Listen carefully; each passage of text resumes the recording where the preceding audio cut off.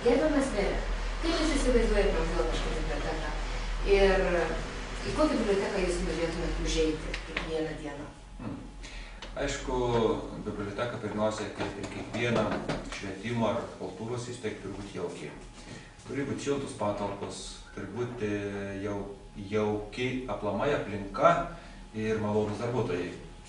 Nes ar tai kaimo biblioteka būtų, ar tai kaip ir Telšių miesto, iš tikrųjų didelis srautas žmonių vis tiek apsilanko šitose, sakykime, viešuose vietose, tai yra bibliotekose, kultūros įstaiga, vien tam žodis kultūra, ką reiškia kultūros įstaiga, tai iš tikrųjų, bet aš noriu akcentuoti, kad vis dėlto turi būti aišku ir platus asortimentas knygų, turi būti jauki skaitykla, stovėti kompiuteriai ir kad žmogus atėjęs į biblioteką išeitų su įvairiapusė informacija. Na, paimkim, kad ir kaimo biblioteka. Eina žmogus, jis dabar ypatingai pagal vykdomus projektus, naujus, kurių ne vienam kaime ir miestelį įvykdyti jūsų pagalbą. Tai žmonės iš tikrųjų patenkinti yra nauji kompiuteriai, jis gali sumokėti mokesčius, gali pasižiūrėti, kas pasaulyje dedasi, nes ne visi turi galimybę užsakyti laikraščius. Tai šitoj vietoje iš tikrųjų kaip informacijos skleidėja biblioteka. Bet aišku, aš manau, kad aš gyvenimo optimistas esu, kad ekonominė situacija vis dėlto gerės, kad ir turi būti ir tų knygų, kai kuriuose vietose apsilankys, dar randama tokių knygų, kurių jau galbūt nieks neapskaitytų.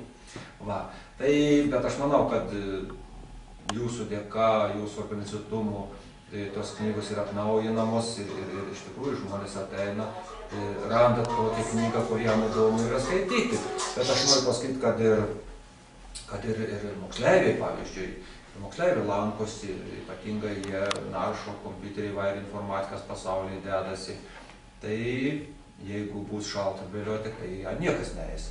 Aš čia galėčiau, nežinau, kiek aš čia laikų gal šnekėti, aš galėčiau jums iš gyvenimiškos patirties visokių anekdotiškų situacijų papasakoti, kas buvo prieš 10 metų, kai aš lankydavau bibliotekose, šaltos bibliotekos, tai iš tikrųjų, kas ten esti biblioteko. Dabar mes iš tikrųjų, kada nyko mokyklos kaimuose, puikiai žinai, kad iš normalias šiltas patalpas įkėlėm ir biblioteką, ir medicinos punktas, ir bendruomenės namai, ir ta pati mokyklėlė išliko.